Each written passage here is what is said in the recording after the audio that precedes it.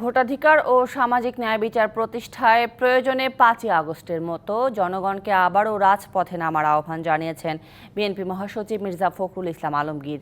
বিকেলে ঠাকুরগাঁওয়ের এক জনসভায় তিনি এই আহ্বান জানান।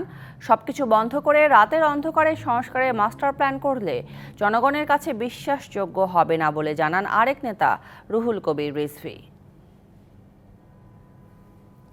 রাজধানীর নয়াপল্টনে দলের কেন্দ্রীয় কার্যালয়ে বিএনপির চেয়ারপারসন বেগম খালেদা জিয়ার সুস্থতা কামনায় মুক্তিযোদ্ধা দলের দোয়া মাহফিল। অবাধ সুষ্ঠু নির্বাচনের বিষয়ে কোনো উপদেষ্টা বলছেন যে এত তাড়া কিসে। অনুষ্ঠানে যোগ দিয়ে বিএনপির সিনিয়র যুগ্ম মহাসচিব রুহুল কবির রিজভী ইঙ্গিত দেন, সমালোচনা করলে সরকারের দিক থেকে পাল্টা প্রতিক্রিয়া দেখানো হচ্ছে। সংস্কার তো কোনো বিষয় না, একটা ছোট্ট ঘটনা।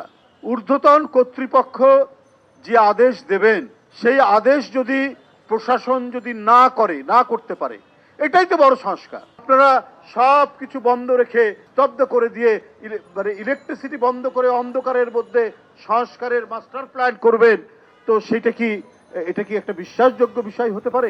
অন্যদিকে ঠাকুরগাঁওয়ে এক জনসভায় নির্বাচন প্রসঙ্গে কথা বলেন বিএনপি মহাসচিব। প্রয়োজনে আবারও রাজপথে নামার আহ্বান জানান তিনি।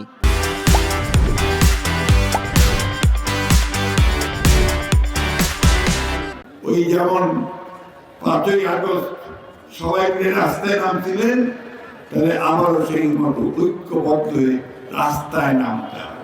ভোটের অধিকার আদায়ের জন্য, ভাতের অধিকার টানার জন্য এবং ন্যায় বিচার পাওয়ার জন্য, সামাজিক মর্যাদা পাওয়ার জন্য।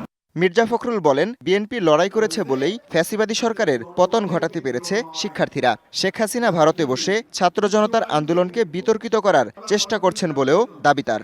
অনেকে বলার চেষ্টা করে যে বিএনপি তো পারে নাই, আরে বিএনপি ১৫ বছর লড়াই করছে বলেই তো তোমরা পারছো বাবা।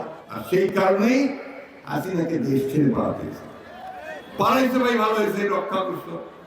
আমরা তোমার সঙ্গে ঝগড়া করতে চাইনি। তুমি কি করতেছ এখন? ওই ভারতে বসে তুমি ষড়যন্ত্র করতেছ। দায়িত্বশীল ব্যক্তিদের বিভ্রান্তিকর বক্তব্য দেয়া থেকে বিরত থাকার আহ্বান জানান বিএনপি মহাসচিব। স্লোগান দিবা জোরে, তাহলে Habibur Rahman, DBC news desk.